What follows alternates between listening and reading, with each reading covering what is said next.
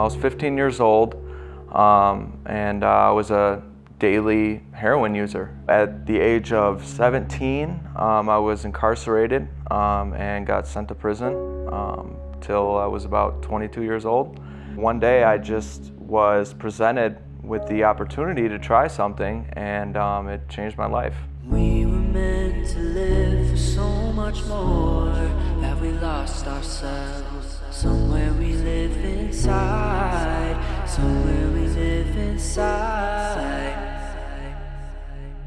I struggled with addiction pretty much my entire life. I started with like opiates, pills, stuff like that, and then I kind of went on to start doing methamphetamines, and that was the real devil for me. It destroyed everything. I had a house, but I wasn't really paying for it. I didn't have a job. I was, doing shady things to get money, as a woman. When someone is seeking recovery, and whatever that might look like in their life, they will work with a peer recovery coach who helps them remove any barriers that are in their way of accomplishing that. When a peer recovery coach meets with someone that they're working with, the first question is normally, what does recovery look like to you? And once that person explains it to the coach, that's when the services kind of start, and we're able to look at what barriers they're facing. About 3 years ago, a certain participant by the name of Jacob was given to me through Hope Not Handcuffs. I can remember reaching out to him multiple times, leaving messages. He wasn't returning any of my calls. I had nowhere to stay. I was sleeping in a playhouse, my daughter's playhouse. I was freezing, I was hopeless, I was desperate, and that's when I made a call to Jason. That was the first time that he thought of me, and he reached out and he wanted help.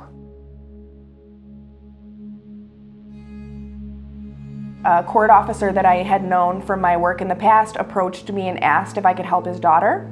And I had no idea that anybody in his family was struggling with substance use disorder. And I said, of course. I had just had an OD. I collapsed my lung, and I was on a ventilator for about 3 days. And when I came to, my dad was, crying and begging me to go to treatment. He said he had talked to one of the judges at his court, and they had a new program, Hope Not Handcuffs, that could help me get into treatment if I called. I was adamant that I did not need to go to treatment. I just needed to do outpatient because I had my dog and I didn't have anyone to take her. It was very clear that she wanted change, she was ready for change, and her greatest barrier was care for her animal. She was not willing to leave her pet. There wasn't really anything for that unique challenge, even though it's probably very common. And the only thing I could really find were, shelters that were not promising that her dog would, not be adopted, or it would still be there when she left treatment, and that was not sufficient for her. She wanted to know that her dog was safe and cared for while she cared for herself. That was her top priority. I talked to Amy, and I was like, do you have anybody that would be willing to foster my dog?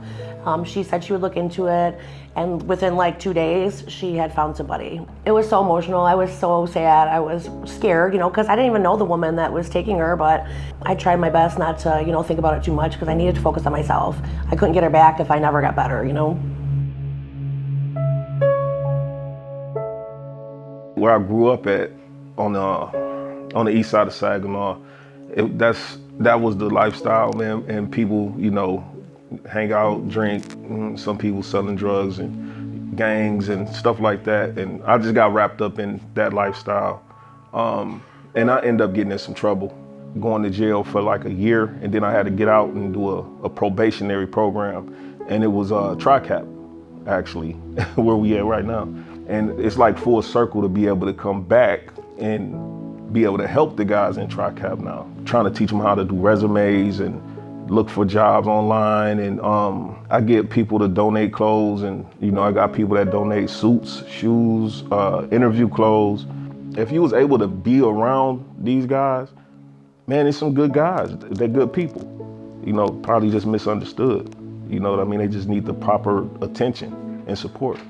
I tell everybody how she found a foster for Daisy because it was a big deal for me. Without her doing that, I don't know if I would, be here, because I wouldn't have gone to treatment unless she found somewhere for Daisy to go.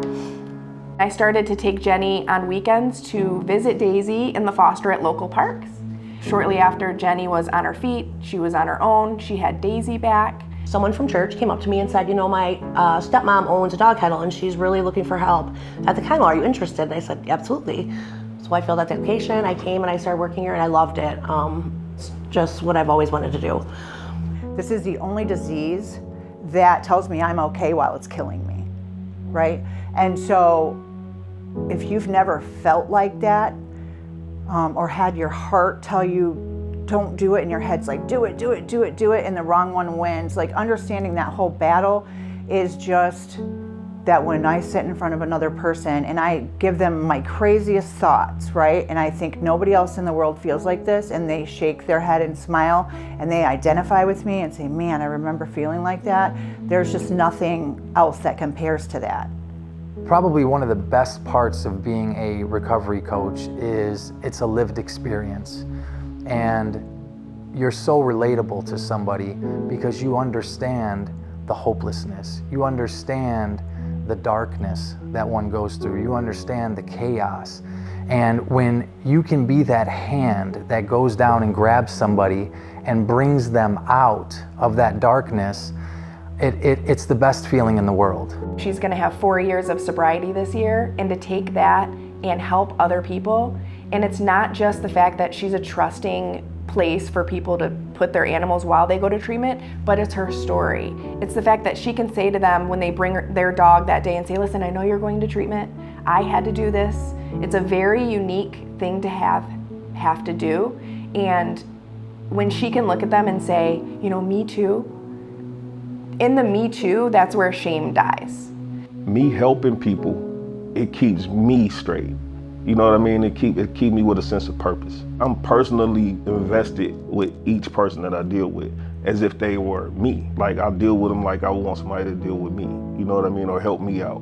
We need people in our lives. We need that connection, right? We need that positive connection, and that's what coaching is all about, is to give that positive connection to somebody, because in our addiction, we isolate it so much. He's now works for FAN. He is a peer recovery coach, and I couldn't be more proud of him. This is the only thing in the world that gets me up in the morning, you know, like being able to do for others what he did for me, you know, like I get to spend time with my family now, I get to see my kids, I get to have a life. So for me to be able to do that for other people, there's nothing else in this world that I'd rather do than that, you know, it's the greatest feeling in the world. We were meant to live for so much more. Have we lost ourselves? Somewhere we live inside.